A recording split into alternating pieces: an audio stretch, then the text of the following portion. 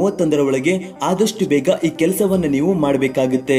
ನಾಳೆ ಮಾಡೋಣ ಅಂತ ಹೇಳ್ತಾ ಇದ್ರೆ ಬ್ಯಾಂಕ್ ನಲ್ಲಿರುವ ನಿಮ್ಮ ಹಣವನ್ನೇ ತೆಗಿಲಿಕ್ಕೆ ನಿಮಗೆ ಕಷ್ಟವಾಗುತ್ತೆ. ಕೆಲವರು ನಮ್ಮ ಮಾತನ್ನ ಹಗುರವಾಗಿ ತೆಗೆದುಕೊಳ್ತಿರಬಹುದು, ಆದರೆ ಮುಂದೆ ನಿಮಗೆ ತೊಂದರೆ ಆಗಬಾರದು ಎನ್ನುವ ದೃಷ್ಟಿಯಿಂದ ಈ ಮಾಹಿತಿಯನ್ನ ನಿಮಗೆ ಮೊದಲೇ ತಿಳಿಸ್ಕೊಡ್ತಿದ್ದೀವಿ. ಎಲ್ಲಾ ಬ್ಯಾಂಕುಗಳು ಕೂಡ ತಮ್ಮ ಗ್ರಾಹಕರಿಗೆ ಈಗಾಗಲೇ ಮೆಸೇಜ್ ಅನ್ನ ಕಳಿಸ್ತಿದ್ದಾರೆ, ನಿಮ್ಮ ಹಳೆಯ ಎಟಿಎಂ ಕಾರ್ಡ್ ಗಳನ್ನ ಬದಲಾಯಿಸಿ ಅಂತ. ಯಾಕಂದ್ರೆ ಎಲ್ಲಾ ಬ್ಯಾಂಕುಗಳಿಗೆ ರಿಸರ್ವ್ ಬ್ಯಾಂಕ್ ಆಫ್ ಇಂಡಿಯಾದವರು ಒಂದು ಆರ್ಡರ್ ಅನ್ನ ಮಾಡಿದ್ದಾರೆ. ಡಿಸೆಂಬರ್ 31 ನಂತರ ಹಳೆಯ ಎಟಿಎಂ ಕಾರ್ಡ್ಗಳು ಯಾವ ಎಟಿಎಂ ನಲ್ಲಿಯೂ ವರ್ಕ್ ಆಗಲ್ಲ ಅಂತ.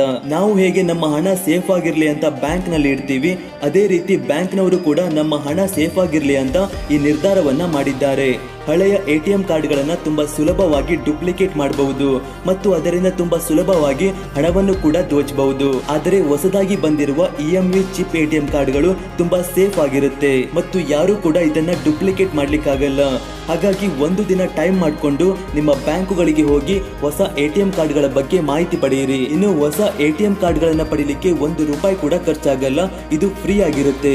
ಈ ಮಾಹಿತಿ ಇಷ್ಟವಾದ್ರೆ ಈ ವಿಡಿಯೋನ ಲೈಕ್ ಮಾಡಿ ಹಾಗೂ ಈಗಲೇ ಎಲ್ಲಾ ಕಡೆ ಶೇರ್ ಮಾಡಿ.